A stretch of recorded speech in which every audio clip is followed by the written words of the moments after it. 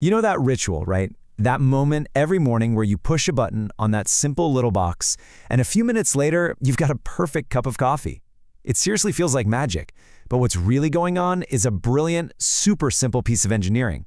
So today, let's pull back the curtain and see how it really works. Right?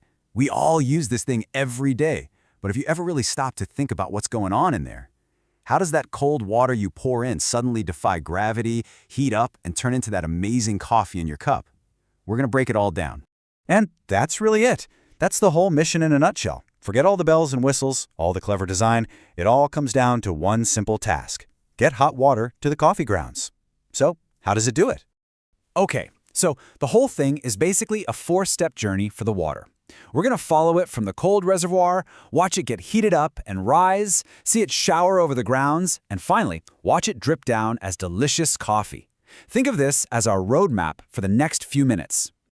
All right, let's dive in. We're starting at the very beginning with what is, honestly, the most mind-bending part of this whole thing. How does the water get from the bottom all the way to the top? So, you pour your water into that main tank, the reservoir, and way down at the bottom there's a little hole. That hole leads into a tube, and that's the starting line for the water's whole adventure through the machine. And I absolutely love this analogy. It's perfect. Just think of it like that, a highway that takes that cold water and sends it directly to the engine room of this whole operation. And here it is, the star of the show, the heating element. It's basically a simple metal coil that gets super hot, kind of like what you'd find in a toaster. But in a coffee maker, this thing is a serious multitasker with two very important jobs. So what are these two big jobs? Well, first and foremost, its main job is to flash boil the water that's passing through a metal tube right above it. I mean, instantly hot. And job number two? That exact same element is what provides the heat for the hot plate that keeps your coffee nice and warm. One element, two critical functions. Pretty smart. Okay, but this brings us back to that big question, that little physics puzzle. Water is at the bottom. The coffee grounds are at the top. There's no pump in there, so how on earth does this water make the climb? Well, the answer is just some simple, beautiful physics.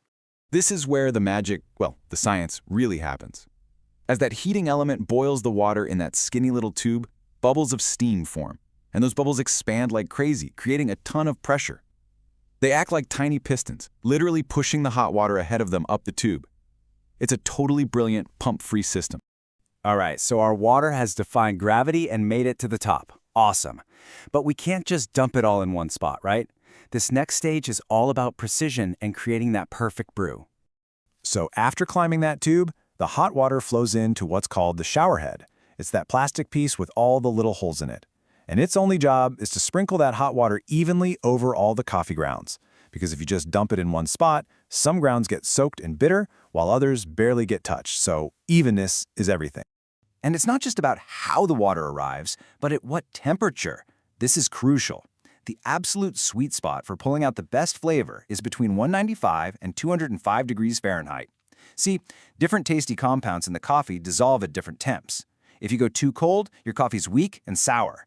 Go too hot, and you literally burn it, leaving you with that nasty, bitter taste.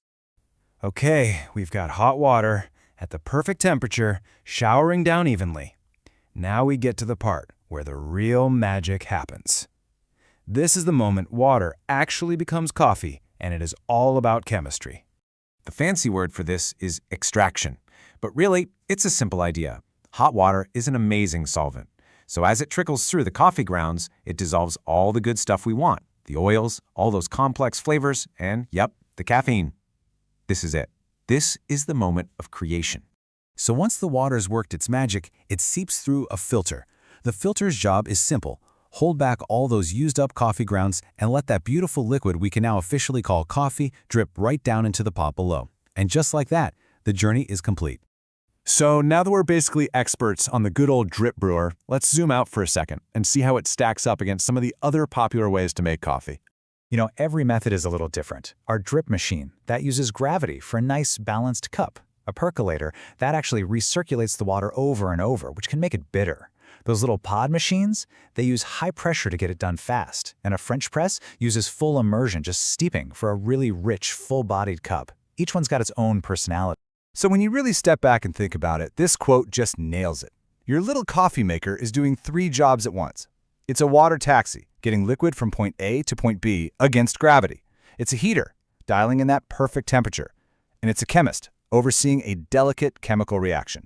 All that inside one little plastic box. And hey, now that you're an expert on the inside of your coffee maker, here's a pro tip to put that knowledge to work. Remember that narrowed tube where the water boils? Well, it can get clogged up with mineral gunk from tap water. So, if you want cleaner tasting coffee and a machine that lasts longer, try using filtered water and run some vinegar or a descaling solution through it every now and then. The coffee maker is just a perfect example of this incredible engineering that we totally take for granted every single day. It really makes you wonder, doesn't it?